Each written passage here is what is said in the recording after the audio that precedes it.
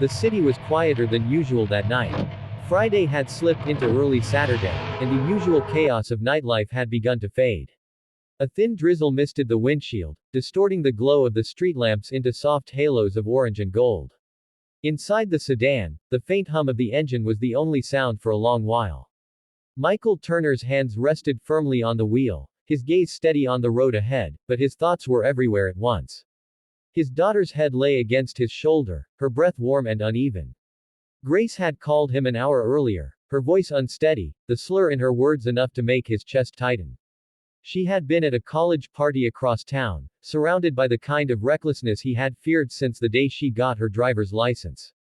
She could have called a ride share, could have asked a friend, could have pretended everything was fine. But she hadn't. She had called him. And that meant something deeper than either of them could articulate in that moment. Michael's suit jacket still carried the faint scent of his office, the stale mix of paper, coffee, and stress, but her perfume clung faintly to him now too. The smell of youth, of freedom, of mistakes and second chances. He glanced at her briefly, her cheek pressed into the fabric, her mascara smudged at the corners of her eyes. She looked both vulnerable and strong, like someone caught between childhood and adulthood, struggling to reconcile the two. Dad, she murmured, her voice heavy with sleep and alcohol, I didn't mean to get like this. His grip on the steering wheel tightened, then loosened again. I know, he said softly, careful not to sound like he was scolding. It happens. What matters is you called me. For a moment, she was silent. The city lights flickered across her face as the car moved through the streets. Then, so quietly he almost missed it, she whispered, You're my safe place. Michael's throat tightened. The words landed in him like a weight and a gift at once. He kept driving, saying nothing, but inside he was unraveling. Those words undid years of doubt, years of wondering if he had been enough. 15 years earlier, when his marriage had crumbled and Emily had walked out, Michael had made a promise to Grace. She was 5 then, too young to understand why her mother no longer kissed her goodnight, too young to understand why the house echoed differently, why dinners were quieter. She had cried that first night, clinging to him, asking questions he couldn't answer. And all he could say was, I've got you. Always. He had meant it, even when he doubted himself. Raising a daughter alone had been nothing like the stories. There were no neatly wrapped lessons, no triumphant music playing in the background. There were bills he sometimes wasn't sure he could pay. There were long nights spent at the kitchen table, trying to help with math homework he barely remembered himself. There were mornings when he overslept, rushed lunches into her backpack, and felt like he was failing both as a father and as a professional. But there were victories too. Small ones. The way she ran to him after school in the early years. The drawings she left on his desk that said, Best dad ever. The mornings when she sang in the shower, loud and unself-conscious, reminding him that joy could be found even in the middle of exhaustion. He had built his life around her, often sacrificing pieces of himself he hadn't realized were negotiable.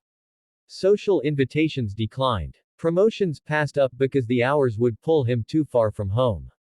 Relationships abandoned before they began, because most women didn't want to date a man whose first priority would always, unapologetically, be his daughter. And yet, he never regretted it. Not really. Grace grew, as children do. Her curls straightened, her laughter changed, her questions deepened. She pushed against him in adolescence, testing boundaries, rolling her eyes at his overprotectiveness. Dad, I'm not a little kid, she'd say, exasperated. Stop worrying. But he couldn't. He never would. Because in her, he saw both the fragility of the child she once was and the strength of the woman she was becoming. By the time she left for college, Michael had convinced himself he was ready. He told himself she needed freedom, independence, space to make her own mistakes. He told himself that letting go was part of loving well. But in truth, every time the phone rang late at night, he feared it would be bad news. That's why, when her call came that Friday, he didn't hesitate. The party house was chaos when he arrived, music spilling out of open windows, students laughing too loudly on the front lawn, the unmistakable smell of beer heavy in the air. He spotted her on the curb, her knees drawn up, her face pale under the streetlight. Relief had washed over her when she saw him. I didn't want to Uber, she'd admitted, her voice cracking.